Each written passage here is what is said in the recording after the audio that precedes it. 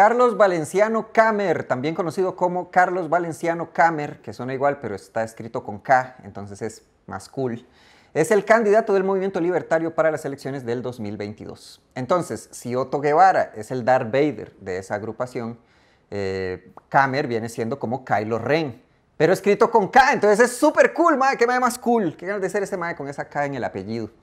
Ese es el meollo del asunto. Es el candidato de un partido que también fue condenado por estafa al Estado. La del PAC fue la más comentada, pero honor a quien honor merece, los del Movimiento Libertario lo hicieron primero. Todavía le deben los 400 millones de colones al Estado. Otto Guevara en aquel momento, recordemos, dijo que digan mejor que aquí corrió, que aquí pagó y ¡zas! Que se funda el Partido Unión Liberal. Pero bueno, Carlos Valenciano no quiere ninguna relación con Otto Guevara, al punto que dice que quiere que el Partido Movimiento Libertario ya no se presente como un partido liberal, sino como un partido humanista. Ok, acto seguido se echó una perorata súper liberal hablando que en su campaña quiere ser amigo de los inversionistas, participar de la reactivación económica y dar tasas de crédito razonables. La buena noticia con todo esto es que ustedes ya tienen la información suficiente para responder a la pregunta que un montón de influencers se han estado haciendo en los últimos días de manera completamente espontánea y natural. Yo sé quién es, yo sé quién es. Bueno, la campaña de Don Carlos sí parece salida de un episodio bien paque de Black Mirror, porque le pagó a este montón de pegabanderas del siglo XXI para generar una campaña de expectativa. ¿Ustedes los vieron? O sea, yo no sé por qué les llaman influencers, son más bien mentioners, porque es todo lo que hacen. O sea, les dicen, diga esta frase exacta y es lo único que van a decir, ni más ni menos. La campaña no es muy orgánica, la campaña, porque las reacciones sí. Generó reacciones orgánicas, generalmente en estómagos, ¿no? De los retortijones que provocó del colorón. De todo lo que dicen los influencers en la campaña, lo único que les creo es cuando dicen, ay, este señor tiene propuestas muy interesantes. Eso sí se los creo. Porque si viene un señor y me ofrece $500 por decir algo en mis stories, algo así de chiquitito, mínimo lo que yo voy a decir es como, wow, qué interesante. Pucha, de seguro así se sintió el personaje este de Calvin Candy en la película de Django. Gentlemen, you had my curiosity, but now you have my attention. Pero bueno, la verdad no podemos ser muy duros con los influencers. Es cierto, cuando hablan de y no se ven para nada sinceros, que lo están haciendo medio obligados y solo porque les pagan. Pero muchos hemos estado en esa situación, ¿no? Por ejemplo, en diciembre, cuando viene el video de empresa, entonces viene el dueño de la empresa y dice, ay, no somos una empresa, somos una familia. Entonces echa ahí una hablada toda de onda y dice, por eso les deseamos a todos, y uno que está detrás está obligado a decir sonriendo, una feliz Navidad. O sea, es horrible, es el mismo principio. Solo que a los influencers les pagan más por lo mismo. Eso me pasa a mí, le pasa a usted por no haber nacido guapo. La polivalencia, un término muy en boga en estos días, lo hacemos muchos, ¿no? Este asunto de estudiar, trabajar o tener varios trabajos, emprender, eso está bien. Donde no está bien es en el caso de un agente del OIJ de apellido Tapia, que se presentó como defensor de 6 personas que atacaron un camión remesero en Guapiles. O sea, este chaval hizo básicamente lo mismo que Shrek al final de la primera película. ¡Yo me opongo! Entonces, este señor Tapia del OIJ, con permiso, sin goce de salario, se aparece de manera inesperada en la audiencia en la que le iban a poner las medidas a los imputados al ataque de este camión remesero. Se le juntó el ganado y no sabía dónde meterse. Suena raro, pero es que este señor tiene menos de la ley y el orden y más de crimen y castigo, porque tiene una lista de antecedentes más larga que la del mismísimo padre Minor. Entonces, este señor Tapia le pide al OIJ un permiso sin goce de salario que va desde abril del 2021 a octubre del 2021. Pero en marzo aparece en la página de Facebook de un bufete de abogados en Guapiles la foto de este señor Tapia. Lo presentan, la foto y el nombre, lo presentan como miembro de su equipo legal de representación. Lo presentan como abogado, penalista y especialista en demandas del Ministerio Público. O sea, si usted se quiere zafar de una demanda del OIJ, better call Tapia. O sea, este chaval le dio la vuelta al OIJ para fichar por el equipo contrario. Es más o menos lo que hizo Johan Venegas pasándose de la liga al Saprissa, pero con un poquito menos de violencia. Porque resulta que Tapia había sido suspendido en enero del 2020 por, ojo, todo esto es cierto, insultar a funcionarios de la Policía de Tránsito, la policía y resistirse al arresto. Ahora, imagino que hay un montón de gente diciendo, como, más seguro no hizo nada, ustedes son un montón de exagerados, muchas progres, focas. Pues resulta que el chavalo se estaba escapando, estaba tratando de escaparse de las autoridades porque acababa de atropellar a un chiquito. Bueno, yo creo que eso todo lo hemos hecho, ¿no? Más que todo en Grand Theft Auto, nada más. Esos ya son como 3 estrellas para que lo arresten a uno, ¿no?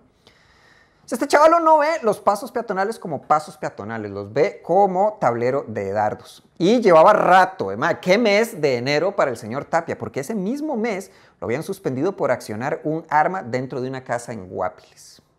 Ahora, Tapia ya presentó su renuncia al OIJ, menos mal. Pero aquí es donde aplica el asunto de la polivalencia, porque ahora va a ser abogado de estos chavalos que atacaron el camión remesero en Guapiles, chavalos que tienen acusaciones por 2 denuncias de homicidio calificado, 4 denuncias de intento de homicidio calificado, más las extras estas de un montón de violaciones a la ley de armas. Lo más triste es que muy seguramente va a lograr que salgan libres, porque el chavalo sabe exactamente cómo funciona el sistema. Pero el asunto de la polivalencia, lo que tenemos miedo es que la pregunta no sea si van o no a salir inocentes, sino cuándo. Para nuestra pieza de fondo de hoy vamos a hablar de otro tema que me gusta mucho, el fútbol. Pero suave, suave, suave, antes de que digan, qué aburrido, fútbol, al Chile, todo es fútbol o toros. No vamos a hablar ni de Medford, ni de la CL, ni de Paté, ni del Chunche, ni de nada que lo tenga usted harto. Vamos a discutir por qué el fútbol se volvió tan hijueputamente caro. Diego Armando Maradona.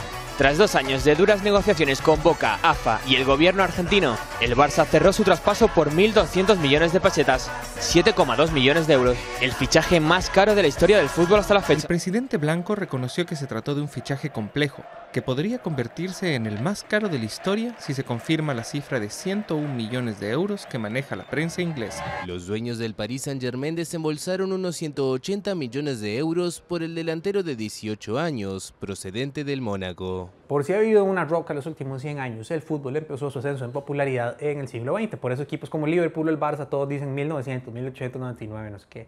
Empezó su ascenso en popularidad por 2 cosas. Primero, porque se propagaron los clubes y las federaciones alrededor del mundo. Y segundo, por la aparición de la tele, la radio y todos los medios para transmitirlo. Este punto es demasiado importante. O sea, lo vamos a entrar más en detalle, pero sepan que los medios son una de las partes más responsables por los inflados precios que hay hoy en día en el fútbol. Por ejemplo, antes de 1996, que va a ser un año muy importante en esta pieza, el fichaje más caro de la historia fue cuando Gianluca Valli pasó de la Sampdoria a la Juventus por 14 millones de libras esterlinas. Desde 1996 a la actualidad, el fichaje más caro de la historia fue fucking Neymar, quien le costó al PSG del Barça 222 millones de dólares. Pero ¿por qué desinflaron tanto los precios? ¿Por qué ahora tengo que pagar y suscribirme a cosas para ver partidos de fútbol? ¿Quién demonios paga 222 millones de dólares por Neymar? 2 de esas 3 cosas van a tener respuesta a continuación. Nos tenemos que volver a los 90 cuando Jan-Marc Bosman era un jugador belga del RFC de Lieja. Uno de los equipos pequeños que uno sabe que el compa que juega de pichota en FIFA va a escoger para bailárselo a uno, ¿verdad? El asunto es que Bosman ya no lo querían en el equipo, entonces lo declararon transferible. Eso es cuando ya el equipo dice, que venga y lo compre quien quiera. Pero para comprarlo le pusieron una cláusula de rescisión de contrato, o sea que no se podía ir sin pagar eso, de 400.000 euros en aquel entonces. Tomen en cuenta que el RFC Lieja era un equipo pequeño, entonces al poner esa cláusula evitaba que otros equipos pequeños pudieran llegar a comprar a Bosman. Entonces Bosman no podía jugar y no podía fichar por nadie más, porque a diferencia de ahora, cuando un jugador estaba en ese entonces todavía en contrato con su equipo, no podía negociar con nadie más. O sea, el mae no podía cortar leña y no le estaban prestando ningún hacha. Hay que tomar en cuenta que en el fútbol europeo pre-1996 las cuotas para extranjeros en las planillas de los equipos eran muy reducidas. Por ejemplo, en la Liga Española había la regla de 4 en planilla y 3 en cancha.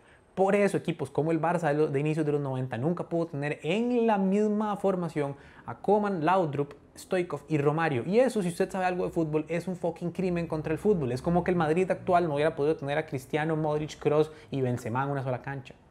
El asunto es que regresamos a Jan-Marc Bosman. Bosman estaba deprimido porque no podía jugar ni se podía ir. Entonces un día de tanto le comenta el caso al novio de su vecina, quien pasaba que trabajaba para un bufete de abogados muy importante en Bélgica. Este carajo logra que Bosman le exponga su caso a uno de los socios del bufete y ese socio lo escuchó, sonrió y dijo: yo voy a despichar el fútbol de tal manera que hasta el arroz va a hablar de esto dentro de 30 años. Los abogados estos belgas montaron un pleito que terminó durando 6 años y acabó en la Corte de Luxemburgo, que eso es de ahí la Corte de la Unión Europea. El argumento que ellos estaban diciendo es que le estaban quebrantando el libre tránsito de la Unión Europea siendo un trabajador. Entonces el fallo determinó dos cosas muy importantes para el fútbol de hoy. Uno, que los jugadores ya tenían derecho a negociar un contrato con otro equipo durante los últimos 6 meses de su contrato actual. Y número dos, que los futbolistas eran como cualquier otro trabajador en la Unión Europea. Por ende, podían circular libremente. Ese fallo comenzó lo que se conoce como el fútbol moderno, o sea, estos fichajes súper inflados, o la razón por la que la planilla del Madrid pasó de ser butragueño y su quinta a ser más brasileña que tomar caipiriña mientras se va a ir a capoeira encima del Cristo Redentor y Ronaldinho le está consiguiendo un pasaporte para ir a Paraguay. Pero no fue solo el caso Bosman. ¿Se acuerda lo que dije al inicio de la pieza? Que los medios y la tele tenían mucha importancia en esto. Pues en 1996, que es un año muy importante para esta pieza, se dio la primera renegociación de derechos de la Liga Española, de derechos televisivos. Esto les dio a los equipos cantidades de plata que nunca habían visto. Por ejemplo, en esa temporada del 96-97, después del fallo del caso Bosman y la renegociación de los derechos, el gasto en fichajes en la Liga Española pasó de 30 millones a 170 millones de euros. Luego se dieron casos como el Chelsea del 2000, que es el primer equipo europeo, en este caso inglés, en alinear una formación que no tenía un solo jugador inglés. Luego los fichajes jóvenes del Madrid, del Barça, del United, del City, de la Juve, del Milan, todo, después la Champions, los petrodólares y hasta que ya los torneos europeos es ver qué jeque le puede tirar más plata a qué torneo. A su vez, los derechos televisivos son algo que se renegocia cada vez con más cuidado porque le representan mucho dinero no solo a los clubes sino a las televisoras, quienes ganan un pichazo de plata por publicidad y por suscripciones a servicios de TV por cable o servicios de streaming. Por ejemplo, está el caso de Costa Rica con FUTV. FUTV tiene casi todos los derechos del campeonato en exclusiva. O sea, si usted quiere ver un partido bueno del campeonato, si no tiene FUTV, básicamente tiene que ir a un bar, suscribirse al app de TV+, o pararse a la par de la choza a un vecino y pedirle que le suba el volumen. Este caso, aunque puede sonar raro, puede llegar a niveles extremos como en otras partes del mundo, específicamente en Argentina, que vio el programa Fútbol para Todos, que pasó del 2009 al 2017, transmitiendo toda la Liga Argentina en exclusiva por TV abierta y vía web. O sea, se lo daban gratis a todo el mundo. Este programa fue un programa estatal que impulsó la entonces presidenta Cristina Fernández de Kirchner y que se pagó con fondos públicos.